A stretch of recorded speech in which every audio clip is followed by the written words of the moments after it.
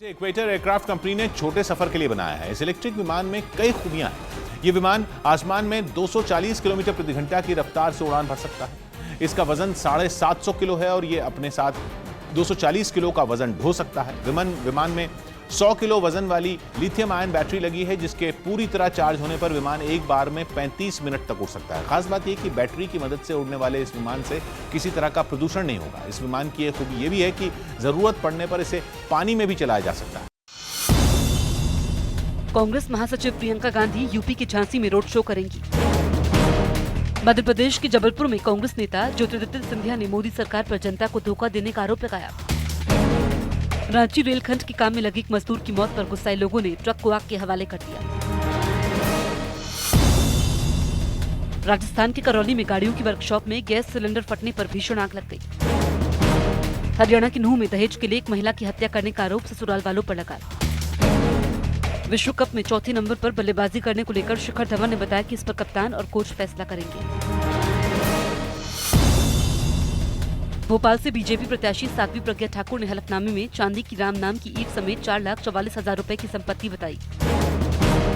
राजस्थान के जोधपुर में एक आदमी को अपने 2 बेटों की हत्या के मामले में उम्र कैद की सजा सुनाई गई। राजस्थान के दौसा में यूपी के मथुरा से 36 साल से फरार चल रहे इनामी बदमाश को गिरफ्तार किया गया।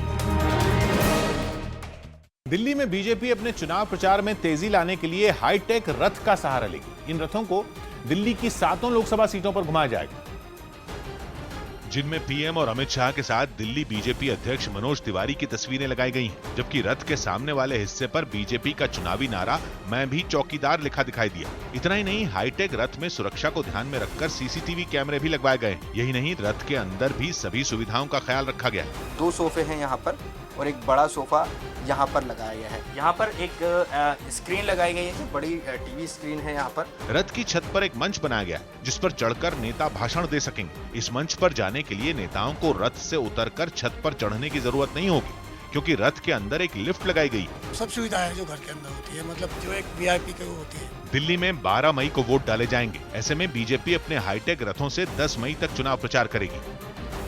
प्रयागराज में कौंधियारा के कई गांवों में पानी की समस्या से जूझ रहे लोगों ने नाराजगी जाहिर करते हुए चुनाव बहिष्कार की धमकी दी। इन लोगों ने बताया कि चुनाव के वक्त कई नेता उनकी समस्या को खत्म करने का भरोसा देकर जीत गए, लेकिन चुनाव जीतने के बाद किसी ने गांव में जाकर झांका तक नहीं। प्रशासन और सरकार से खफा लोगों ने इस बार लोकसभा में वोट नहीं देने की धमकी दी और सड़क पर जुटकर प्रदर्शन किया। इस बीच लोगों ने नेताओं के खिलाफ जमकर नारेबाजी भी की। 10 गांव में रहने वाले करीब 50,000 लोगों ने पानी की समस्या दूर नहीं होने तक वोट नहीं देने का फैसला किया। ये वोट हमारा अधिकार है, तो हम ऐसे लोगों को नहीं देंगे जो हमारी नहीं सुनते हैं। निर्णय लिया है, हम लोग वोट नहीं देंगे। इलाहाबाद लोकसभा सीट पर छठे चरण में 12 मई को वोट डाले जाएंगे। पंजाब की गुरदासपुर लोकसभा सीट से सनी देओल को बीजेपी उम्मीदवार बनाए जाने पर लोगों ने खुशी जताई। सनी देओल के चुनाव मैदान में उतरने से बीजेपी और अकाली दल कार्यकर्ता भी जोश में दिखे और पटाखे जलाकर खुशी जताई। सनी देओल के पैतृक गांव में भी लोग एकजुट हुए और एक दूसरे को मिठाई खिलाकर अपनी खुशी का इजहार किया। सनी देओल के पैतृक गांव में लोगों ने उनके राजनीति में भी अच्छा काम करने का दावा कर दिया। ਹੁਣ ਸਾਨੂੰ ਆਸ ਹੈ ਵੀ ਜੋ ਫਿਲਮਾਂ ਦੇ ਵਿੱਚ ਇਹਨਾਂ ਦਾ ਨਾਮ ਚੱਲ ਰਿਹਾ ਹੈ, ਰਾਜਨੀਤੀ ਦੇ ਵਿੱਚ ਉਸ ਤੋਂ ਵੀ ਕਿਤੇ ਵੱਧ ਕੇ ਇਹ ਸਮਾਜ ਸੇਵਾ ਕਰਨਗੇ। सनी देओल के गुरदासपुर से लड़ने पर बीजेपी नेताओं के साथ ही अकाली दल के नेताओं ने भी खुशी जताई और गठबंधन को फायदा होने का दावा किया। पंजाब के लोगों में भी एक और पॉजिटिविटी इलेक्शन में आई है, जिसका असर जो है डेफिनेटली सारी इलेक्शन में देखने को मिलेगा। हालांकि सनी देओल को टिकट देने पर कांग्रेस ने बीजेपी पर सवाल उठा दिए। भी पंजाब दे विच बीजेपी दे कोल तो कोई लीडर ही नहीं हैगा, कोई दिल्लीओं लेके आ रहे हैं, कोई फिल्म स्टार लेके आ रहे हैं।